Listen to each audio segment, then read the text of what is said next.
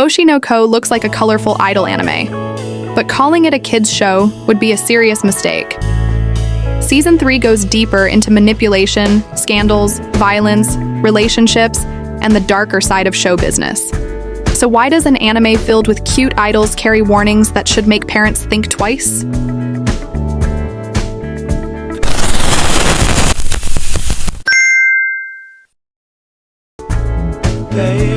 Season 3 premiered in January 2026 and continues the story of Aqua, Ruby, Kana, Akane, and B-Komachi. 6 months after Poppin' 2, Ruby is climbing the entertainment industry while Aqua continues dealing with the consequences of his choices. The official synopsis even describes Ruby as using lies as a weapon. And here's the first hidden fact. Oshi no Ko isn't really one type of anime. It's a strange hybrid of idol drama, mystery, psychological thriller, romance, and entertainment industry satire. Season 3 keeps switching between these branches, and that's exactly why its tone can become surprisingly mature. First, let's talk about the biggest misconception: the cute idol aesthetic. Bright stages, colorful costumes, catchy music, and pretty character designs can make the series look harmless.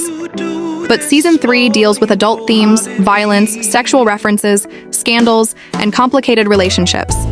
Several episode listings specifically carry warnings for sexual references, violence, and adult themes. One dangerous area for younger viewers is the way the story portrays the entertainment industry. Characters can be pressured, manipulated, judged by the public, or pushed toward decisions that could damage their careers. The show isn't saying these things are good. It's showing how ugly the system can become when fame, money, and reputation collide. Season 3 also has scenes and storylines involving violence and threatening situations. These aren't shonen-style battles where plot armor magically fixes everything. The danger is often personal and emotional. Someone can lose a career, a relationship, or control of their own life because of one decision. Another reason I wouldn't recommend it to young children is the mature relationship material. Season 3 explores dating, rumors, attraction, scandals, and sexual references. One major storyline even revolves around paparazzi discovering Kana leaving a director's place late at night, showing how quickly a private situation can become public ammunition. And then there's the psychological side. Oshi no Ko constantly asks whether someone can survive in an industry where everyone is performing a version of themselves. Characters lie, hide emotions, manipulate narratives, and sometimes weaponize their own public image. That's much closer to a psychological drama than a simple idol show. Here's another hidden branch. The anime isn't only about idols. B-Komachi represents the music side. Kana and Akane explore acting, Aqua moves through entertainment and media, while the story also examines producers, directors, paparazzi, online audiences, and the business behind the spotlight. That branching is important because Oshi no Ko treats fame like an ecosystem. An idol's success can affect an actor. An actor's scandal can affect a production. A rumor can affect an entire career. One person's decision can become another person's crisis. And visually, Doga Kobo continues to give the series a polished presentation. Season 3 has 11 episodes, with Daisuke Hiramaki directing and Kanna Hirayama handling character design. The production keeps the glossy entertainment world's surface while contrasting it with much darker subject matter underneath.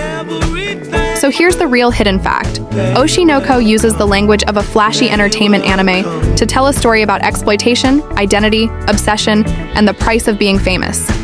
The glitter is part of the disguise.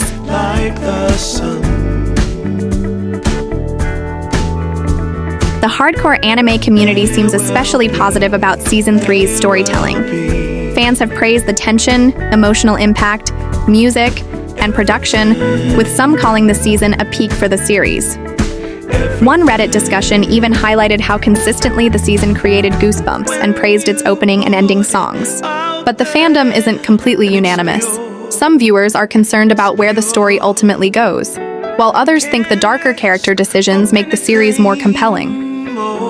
That's a pretty classic Oshi no Ko reaction. People love the drama, then immediately argue about what the drama is doing to their favorite characters.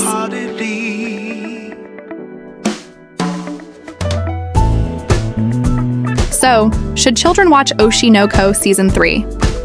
I'd say no for younger kids. The series may look like an idol show, but its content includes violence, adult themes, sexual references, scandals, and psychologically heavy situations. Some platforms list it around the teen-adult range, reinforcing that it's not designed as children's entertainment. And maybe that's the biggest trick Oshi no Ko pulls. It doesn't hide its darkness behind a dark fantasy world.